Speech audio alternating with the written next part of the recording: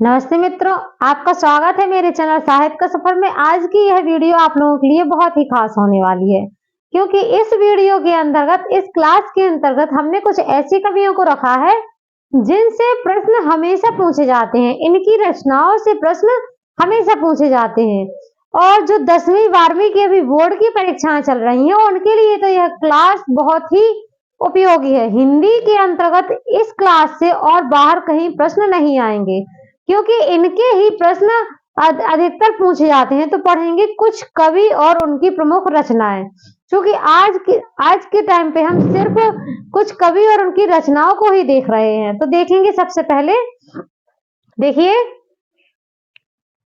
हिंदी साहित्य के 14 कवि एवं उनकी रचनाएं। इस एक क्लास में आप लोगों को 14 कवि और उनकी रचनाएं मिलेंगी। सबसे पहले उनकी देख लीजिए कितने कवि हैं।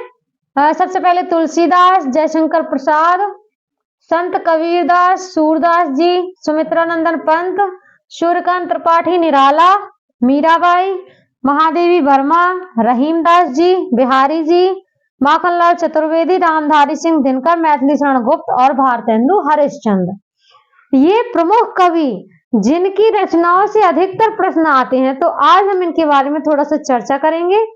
चूंकि क्लास मैंने आज विस्तार से नहीं बनाई है, सिर्फ रचनाओं के ऊपर ही हम देखेंगे। सबसे पहले लेते हैं तुलसीदास जी।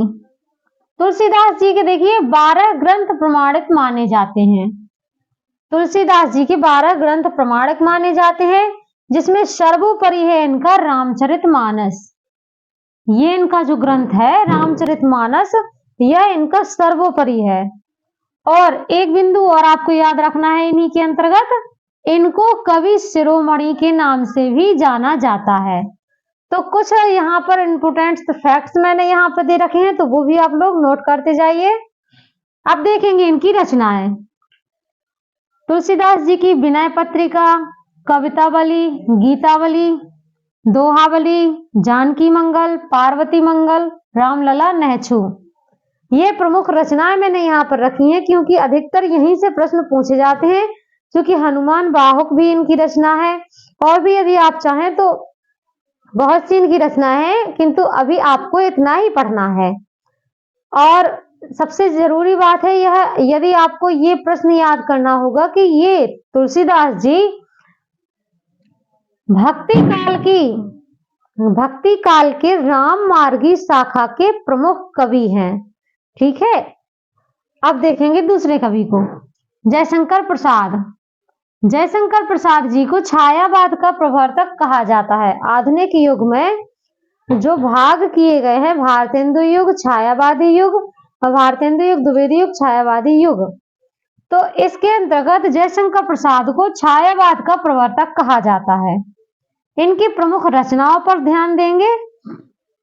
इनकी रचनाएं हैं, सबसे पहले मैंने यहाँ पर रखा है कामायनी। कामायनी इसलिए रखा है क्योंकि कामायनी इनका एक महाकाव्य है। अन्य रचनाओं के अंतर्गत आंसू, झरना, लहर, प्रेम पथिक, शोकोच्छ्वास, अयोध्या का उद्धार, सज्जनता, करुणालय, स्कंदगुप्त, ध्रुव स्वामिनी, चंद्रगुप्त, यह इनकी प्रमुख रचनाएं हैं, जो कि आप लोगों को बहुत अच्छे से याद कर लेनी है। सब कवियों के बारे में आज थोड़ा थोड़ा ही देखेंगे, क्योंकि आज की वीडियो मुझे ज्यादा बड़ी नहीं करनी है, इसलिए जल्दी जल्दी देखते चलेंगे। आगे देखेंगे संत कबीरदास। तीसरे नंबर पे आते हैं संत कबीरदास। एक वीडियो मात्र देखने से आपके ये 14 कवि पूरे कंप्लीट होने वाले हैं। देखिए, कबीरदास जो हैं भक्ति काल के निर्गुण धारा के संत कवि हैं। कहाँ के कवि हैं?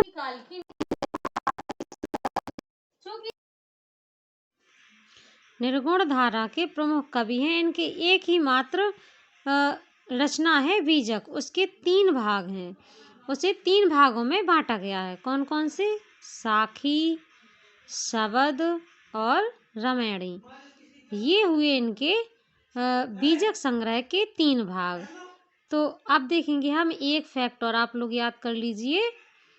वाणी का डिक्टेटर, कबीरदास जी को वाणी का डिक्टेटर कहा गया है। मतलब भाषा का तानाशाह। किसने कहा है? देखेंगे आगे। बाणी का डिक्टेटर हजारी प्रसाद द्विवेदी जी ने इन्हें बाणी का डिक्टेटर कहा है। यदि प्रश्न आता है कि कबीरदास जी को बाणी का डिक्टेटर किसने कहा है, तो हजारी प्रसाद। अब हमको देखना है अगला कवि बिहारी। बिहारी जी के बारे में थोड़ा सा देखेंगे। ये रीतिकाल के प्रमुख कवि हैं और इन्होंने राधा कृष्ण का बहुत ही अच्छे से वर्णन किया है। गागर में सागर भरने वाले प्रमुख कवि हैं। मतलब रीतिकाल के ऐसे कवि जिन्होंने गागर में सागर भरने का काम किया। इनकी एकमात्र कृति है, वह है बिहारी सतसई। देखिए, एकमात्र कृति के माध्यम से यह रीतिकाल के प्रसिद्ध कवि के अंतर्गत आते हैं। इनको आप लोगों को बहुत अच्छे से याद करना है। इस बिहारी सतसई में 713 दोहा या फिर कहीं कहीं आ जाते हैं 719 दोहे, क्योंकि कई किताबों में 713 दिए गए हैं। यदि 13 ऑप्शन में नहीं है तो आपको 719 लगाना है। दोहों का संकलन किस भाषा में है? वह है ब्रज भाषा में। और राधा कृष्ण की लीलाओं का वर्णन इन्होंने किया है, वह मैं आप लोगों को पहले ही बता चुकी हूँ। अब चलते हैं अगले कवि की ओर। जल्दी जल्दी से लिखते जाएं क्योंकि बहुत समय लग जाएगा। वीडियो छोटी सी मुझे रखनी है। अगला कवि देख लीजिए। 5वें नंबर का होगा सूरदास। अब हमको देखना है सूरदास जी के बारे में। सूरदास जो हैं कृष्ण काव्य लिखने वाले प्रमुख कवि हैं। इन्हें वात्सल रस का सम्राट कहा जाता है। इन्होंने कृष्ण के काव्य के संबंध में, मतलब कि कृष्ण का जो काव्य है उसमें वात्सल्य का कोना कोना झांक आए हैं, ऐसे कवि माने जाते हैं। चलिए मैं यहाँ पर लिख देती हूँ, वात्सल्य का रस का सम्राट किसे कहा जाता है? सूरदास जी को। आप लोगों को बहुत अच्छे समझ में आ रहा होगा। ये छोटी सी वीडियो आप लोगों के लिए बहुत उपयोगी है, बहुत ज़्यादा। अब हम देखेंगे आगे इनकी रचनाएं। उनके पहले थोड़ा सा देख लेंगे। इन्होंने लगभग 1.25 लाख, हाँ कहा जाता है कि इन्होंने लगभग 1.25 लाख पद लिखे हैं, लेकिन इनकी मात्र 3 ही रचनाएं प्रमाणित हैं। वह कौन सी हैं? अब हम यहाँ पर देखेंगे। तो अब हमें देखना है इनकी प्रमुख रचनाएं। आप लोग बहुत अच्छे से समझ रहे होंगे, ये बहुत ही उपयोगी है। देखिए, सबसे पहले सूर सागर, सूर सारावली और सबसे लास्ट में आती है साहित्य लहरी।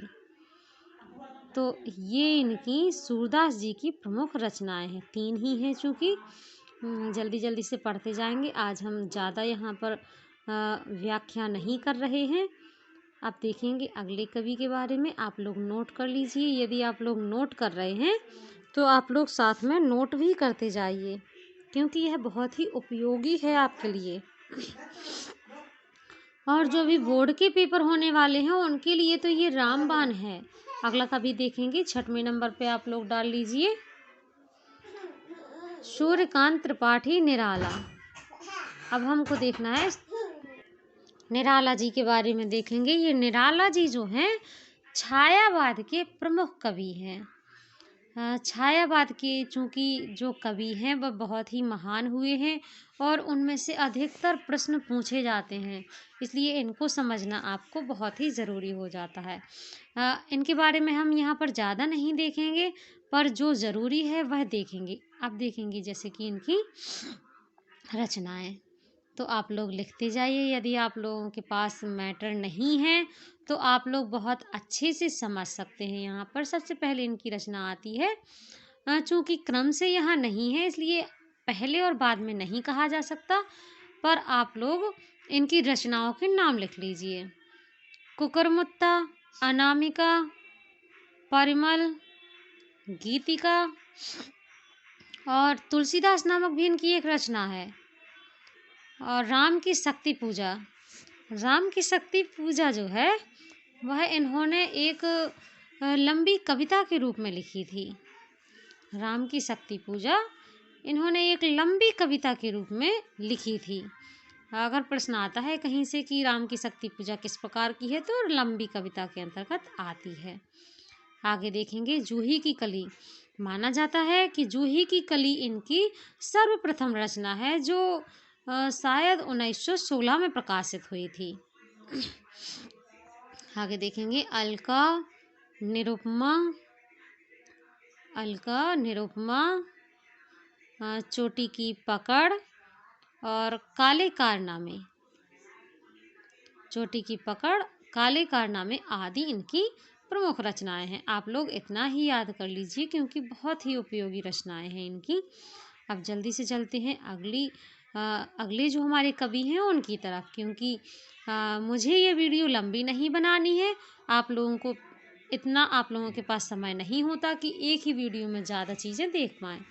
जल्दी से देखते हैं अगले कवि। अब हम देखेंगे रहीमदास। देखिए, अब हमको पढ़ना है रहीमदास जी के बारे में।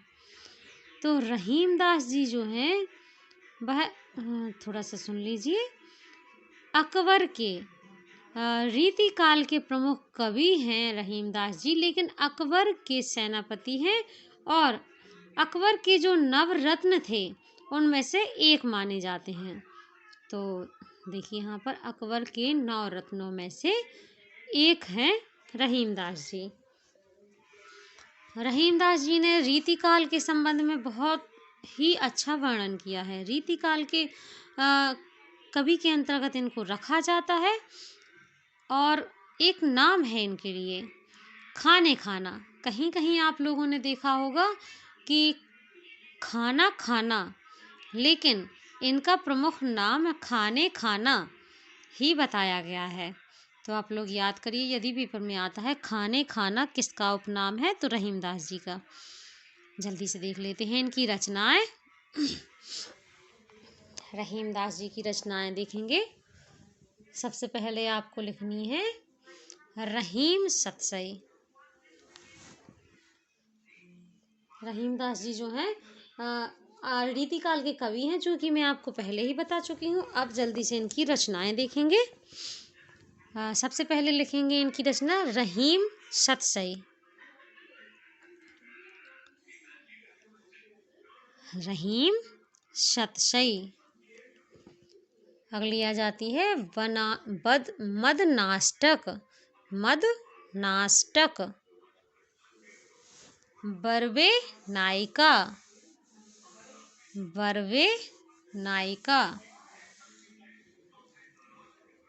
तो ये हो गई हैं रहीमदास जी की प्रमुख रचनाएं। अब हमको जल्दी से देखना है अगला कवि। यहाँ पर बरवे नायिका मैंने नहीं लिखा है, आप लोग लिख लीजिए बरवे नायिका। अब देखते हैं, अब ठीक है। आप लोगों के लिए परीक्षा उपयोगी बहुत ही महत्वपूर्ण है ये। यहाँ से रचनाएं अधिकतर पूछी जाती हैं, इसलिए आप लोगों को आज मैंने सोचा एक छोटी सी वीडियो बनाई जाए आप लोगों के लिए, क्योंकि अभी जो बोर्ड के एग्ज़ाम आ रहे हों उनके लिए बहुत ही उपयोगी है ये। तो आप लोग जिनने भी मेरे चैनल को लाइक सब्सक्राइब नहीं किया है वह लाइक सब्सक्राइब कर लें जल्दी से। यहाँ प्रतिदिन हिंदी की क्लासेस ली जाती हैं और शाम के समय जो है मोटिवेशनल वीडियो भी आपके लिए उपलब्ध कराई जाती हैं पढ़ाई से संबंधित। अगला देखेंगे मीराबाई।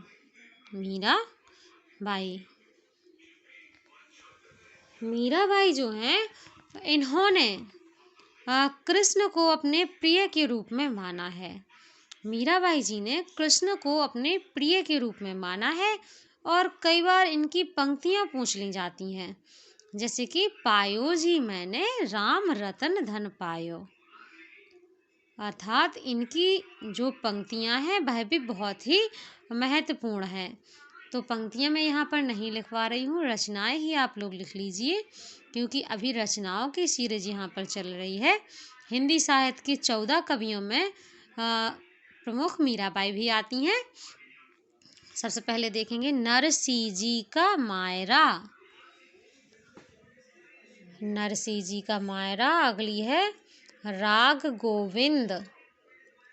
राग गोविंद। आगे देखेंगे गीत गोविंद का टीका। गीत गोविंद का टीका। इनकी रचनाएं अधिकतर पेपरों में पूछ ली जाती हैं, चूंकि इनकी प्रमुख रचनाएं जो हैं थोड़ी सी कठिन हो जाती हैं और कवियों की वजह, तो आप लोगों को याद करना मुश्किल हो जाता होगा। अगला देखेंगे राग सोरठा के पद। तो ये हो गई हैं प्रमुख रचनाएं कुछ मीराबाई जी की।